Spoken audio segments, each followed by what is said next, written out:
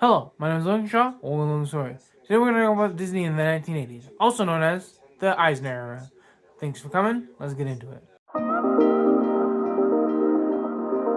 So, new things, new management, and new ways of thinking are coming into the Disney company.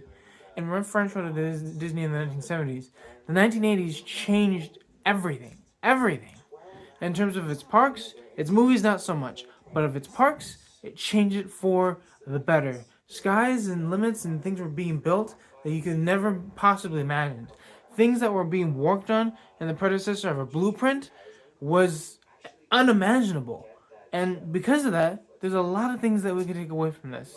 But before we do that, let's go and do a little bit of an opening thought. Disney is in its sort of prime. See, things like Space Mountain, things like Star Tours, things like Captain EO are coming into the park. I'm bringing new people in, young people, old people, all kinds of people in to see the wonders that the parks can create. And in the Eisner years, we see this definitely. We see a CEO who's willing to take on the hard challenges to make a park greater.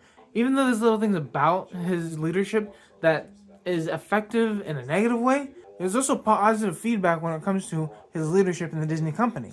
He changed a lot of things. Turned the page, then flipped the book over to see the cover, and then flipped it back to see the remnants of it. See, the thing is, with the parks, a lot of different things were happening. Bigger and better things than you could possibly imagine. And because of that, in this time, the 80s until the early 2000s, there seemed to be something about Michael Eisner that flipped over the page and made Disney such an amazing topic to talk about. In terms of thrill, in terms of movies, in terms of customer service, everything you can think about in terms of Michael Eisner, even though he had certain mistakes, was implementary upon what Disney has become. But what does it mean in the little nooks and crannies of what Disney is? What does that mean for the little nooks and crannies that make Disney what it is, under the leadership of Michael Eisner? Well, let's go into detail. So, Disney in the 1980s was a big change. And the change that was implemented in the 1980s was by the leadership of Michael Eisner. We have a CEO who's willing to look beyond what we can see, and stack it up in terms of building marks.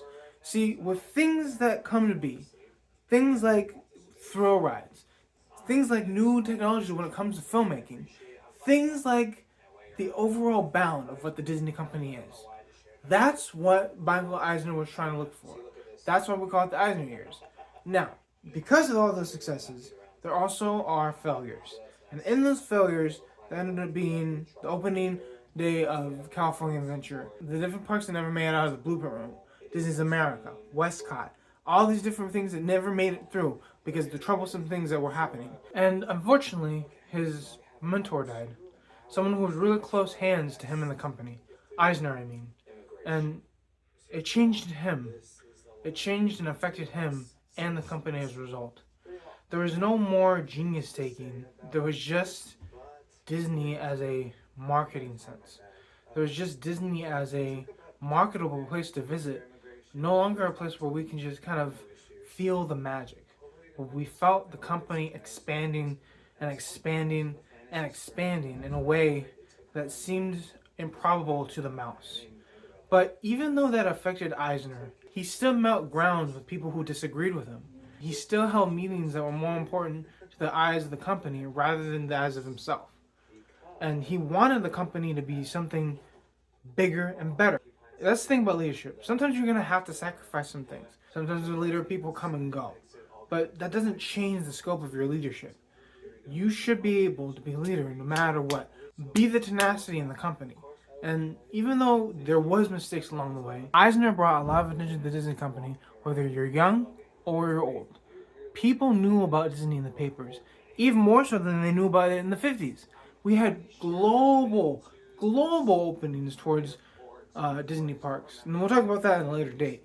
But the thing is, when you boil it all down together, Eisner was an authorian. He didn't do things the way Disney would typically do them.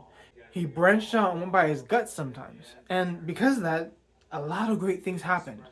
Also because of that, a lot of dopey things happened. And we have to know the difference between the two. And Eisner definitely does. Between the movies, the parks, the merchandising, the commercializing, everything that came with Disney as a whole, that is what makes Disney what it stands on today. It doesn't stand on the shoulders of Michael Eisner, but it certainly is inspired by the actions of him. Now, application, of course. What are you doing to see failure in your life? What are you doing to see success? Because here's the thing. At the end of the day, both in one are the many. But here's the thing. You should be able to look at both and see it as an opportunity to get better. You are on a lower scale than most people. Once you're down, the only way you can go is up. So rise above the challenges. Rise above the tribulation and become someone who is very successful at the end of the day, no matter what that success looks like. Thank you for my application. Let's continue forward. Hello, I want to take this time to point out that most of my viewer count are people who haven't subscribed to the channel. I would like to take this time to endearingly say that if you're watching and you haven't subscribed, go ahead and subscribe. It could really help out a lot. It will help out the channel as well, as new and exciting things will make its way soon. I'm not stopping Logan's story, and I'm not stopping the channel, no matter what. And I hope to get out at the better end. Thank you again, and please subscribe. Thank you for coming to Logan's Story. Thank you for coming to the events of Disney. There will be more events at a later date, so keep an eye out for those. Also, the mission is 1,000 subscribers. You guys can only get that by hitting the share, like, and subscribe button right on the screen. Also by hitting that bell. And leave a comment if you can too. Thank you again, and peace.